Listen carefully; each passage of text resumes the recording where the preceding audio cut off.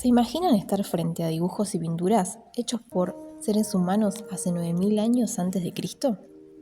En Argentina y en todo el mundo existen numerosos ejemplos que conservan el arte rupestre.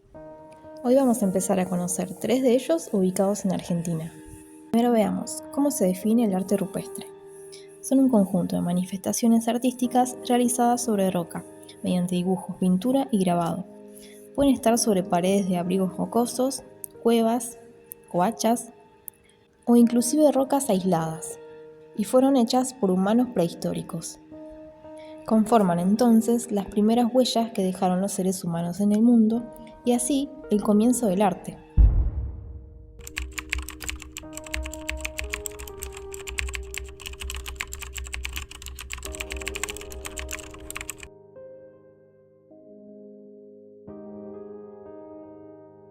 Ahora veamos cómo es que estos grupos dejaban sus dibujos en sitios tan aislados como por ejemplo en todo el continente americano. Bien, se descubrió que estos grupos nómades de cazadores y recolectores entraban por el continente americano a través del estrecho de Bering. Y a medida que se iban desplazando por kilómetros y kilómetros, se iban instalando de cueva en cueva y en ellas es donde plasmaban sus dibujos, como una manera de decir acá estuvimos nosotros. Ahora vamos a empezar con el primer ejemplo y nos ubicamos en la Patagonia Argentina, en la provincia de Santa Cruz, precisamente en el río Pinturas.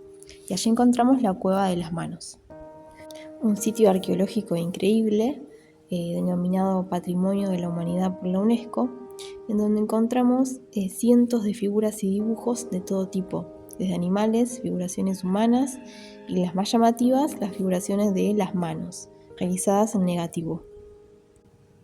En 1970 se realiza una investigación a fondo y se descubre que entre los cientos de dibujos se pueden denominar 3 periodos, es decir, que se superponen 3 periodos.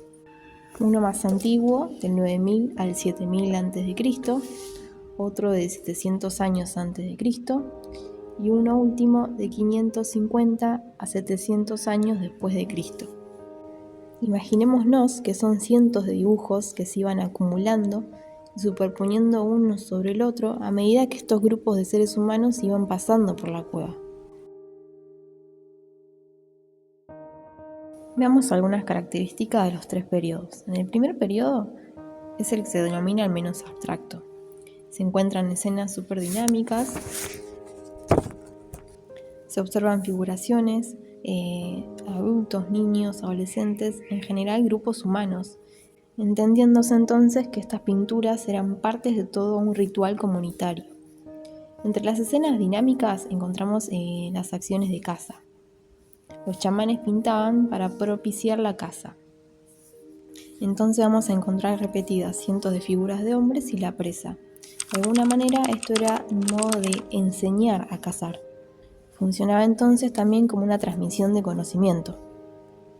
En el segundo periodo el estilo cambia, el movimiento se vuelve estático. Ya no hay tantas figuras de hombres, en general desaparece la representación de la figura humana y se empiezan a observar animales abultados.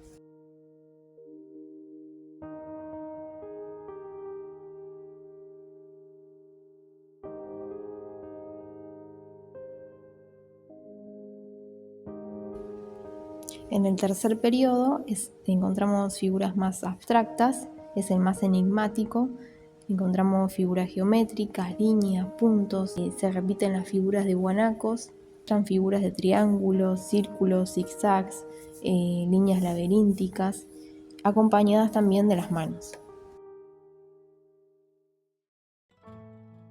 Indaguemos cómo hacían para pintarlas. Para pintar las manos lo hacían de 2 maneras, unas en negativo y otras en positivo. Para las manos en negativo, preparaban primero los pigmentos que extraían de los minerales y los colocaban en los recipientes que ellos tenían, que eran los huesitos, y soplaban, es decir, hacían como una técnica de aerógrafa, en donde soplaban a través de los huesos o escupían en el contorno de toda la mano. Las manos en positivo pintaban directamente o colocaban pintura sobre la palma de la mano y la plasmaban en la roca, o a veces combinaban ambas técnicas.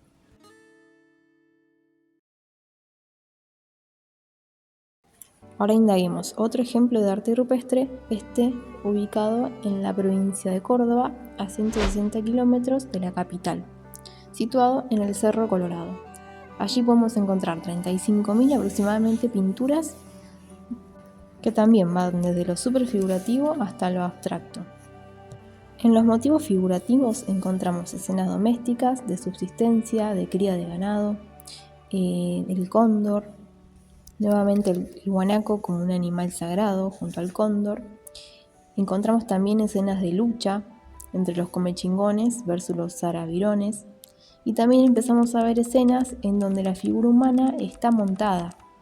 Empezamos a ver los primeros jinetes. Esto va de la mano en concordancia con la presencia española en el lugar. ¿Pero por qué? Porque se observan que estas figuras humanas montadas a caballo tenían características distintas a cómo plasmaban en general la figura humana entre ellos.